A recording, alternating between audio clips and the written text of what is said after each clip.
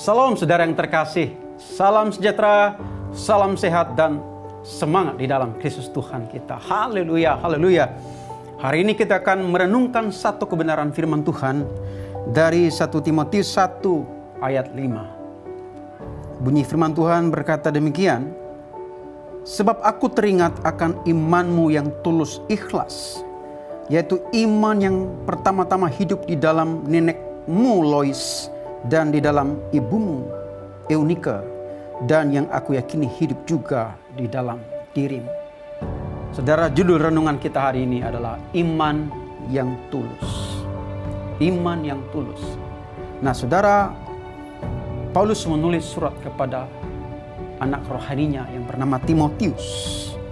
Dan dia menuliskan bahwa Timotius ini memiliki iman yang tulus, ikhlas, yang diwariskan dari neneknya yang bernama Lois. Dan kemudian itu diwariskan lagi iman yang tulus itu kepada ibunya Eunike. Dan ibunya Eunike, saudara, mewariskan iman yang tulus itu kepada Timotius. Sehingga Paulus berkata, aku teringat kepada imanmu yang tulus ikhlas.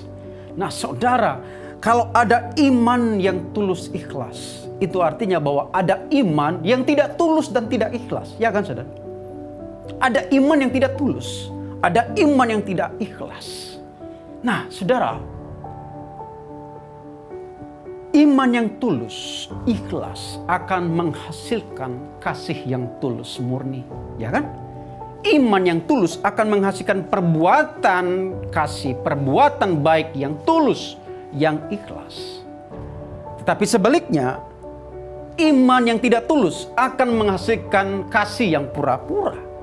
Akan menghasilkan kasih yang munafik, perbuatan baik yang tidak tulus, saudara.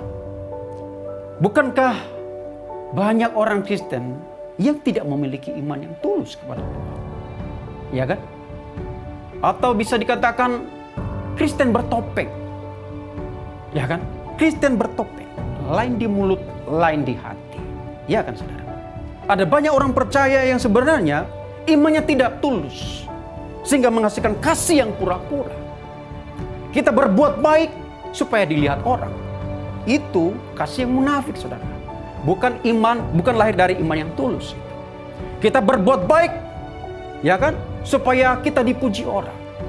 Itu adalah sebuah kepura-puraan. Itu adalah sebuah kemunafikan. Ya kan, saudara? Kita berbuat ini dan itu supaya kita punya image yang baik, dipandang orang. Wah, rohani luar biasa. Dia dewasa. Dia punya karakter yang baik. Dia perhatian. Dia melakukan banyak hal yang kelihatan rohani, tetapi sebenarnya saudara, itu tidak lahir dari iman yang tulus. Karena ada maunya. Ada udang di balik bakwan, saudara. Ya kan? Ada maunya, saudara. Mengikut Tuhan, ya, karena ada maunya. Misalnya apa? Kita memberikan persembahan. Dengan motivasi apa? Supaya diberkati. Iya kan? Kita memberikan perpuluhan. Ya. Kita memberikan perpuluhan. Supaya apa? Supaya kita mendapatkan berlipat-lipat kali ganda dari apa yang kita berikan. Nah, ini adalah bentuk-bentuk daripada ketidaktulusan, saudara. Bentuk-bentuk daripada kemunafikan dan topeng yang kita pakai sebagai orang percaya. Paulus mengatakan kepada Timotius bahwa dia memiliki iman yang tulus, ikhlas. Iman yang tulus, ikhlas itu tidak akan hitung-hitungan dengan Tuhan. Iman yang tulus, ikhlas itu rela berkorban. Amin, saudara. Iman yang tulus itu melayani walaupun tidak dilihat orang. Itu iman yang tulus. Amin. Iman yang tulus itu memberikan dirinya, berkorban, bahkan rela menderita bagi Kristus tanpa hitung-hitungan. Iman yang tulus itu berkorban dengan uang secara materi misalnya, tanpa dilihat oleh tangan kanan. Memberi dengan tangan kiri tanpa diketahui dengan tangan kanan. Artinya kita memberi walaupun tidak diketahui oleh orang lain. Itu iman yang tulus. Ada banyak orang menyumbang sana sini, ya, diekspos, dilihat supaya wah, luar biasa dermawan, dia memberi bantuan dan sebagainya. Sebenarnya itu sudah tidak tulus. Ingin kita dipuji, ingin kita dianggap orang dermawan atau berbuat baik. Saudara yang terkasih, orang Kristen harus memiliki iman yang tulus. Perbuatan baik kita, orang yang memiliki iman yang tulus, kalau hanya sekedar berbuat baik saja, belum dikatakan memiliki iman yang tulus. Tetapi iman yang tulus itu harus dengan memiliki hati yang tulus juga.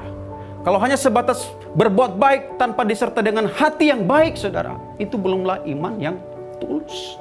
Ya kan? Tidak hanya sekedar memberi dengan tangan, kita memberikan hal yang baik, tetapi juga hati kita juga menyertainya. Barulah dikatakan kita memiliki iman yang tulus.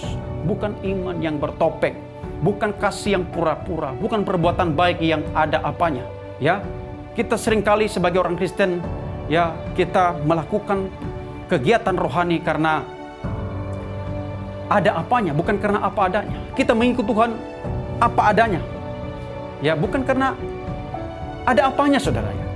Ya, misalnya, wah, karena berkat, karena supaya kita datang ke gereja, kita datang ke persekutuan doa, ya, misalnya Bapak Gembala misalnya mengajak kita, ayo ikut DPP, ayo ikut PA Jum. Nah, kita datang ke sana, hadir di sana, tetapi sebenarnya kita nggak tulus datang ke sana.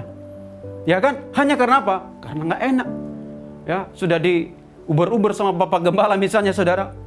Tetapi akhirnya kita terpaksa datang di sana. Nah, sebenarnya kita tidak tulus beribadah.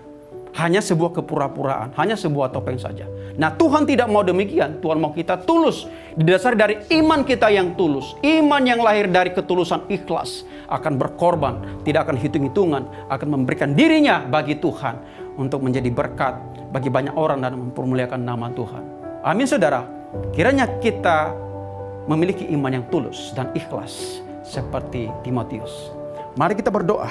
Tuhan Yesus, tolong kami, selidiki hati kami kalau Tuhan kami memiliki iman yang tidak tulus, ikhlas. Biarlah kami, Tuhan, boleh bertobat, dan kami, Tuhan, memiliki iman yang tulus dan ikhlas, yang terpancar melalui kasih yang tulus, melalui perbuatan baik yang tulus, melalui Tuhan mengikuti setiap Tuhan kegiatan rohani dengan tulus, karena kami melakukannya dengan cinta, karena kami mengasihi Tuhan. Terpuji nama Bapa di dalam nama Yesus Kristus. Tuhan, tolong kami. Haleluya, haleluya. Amin.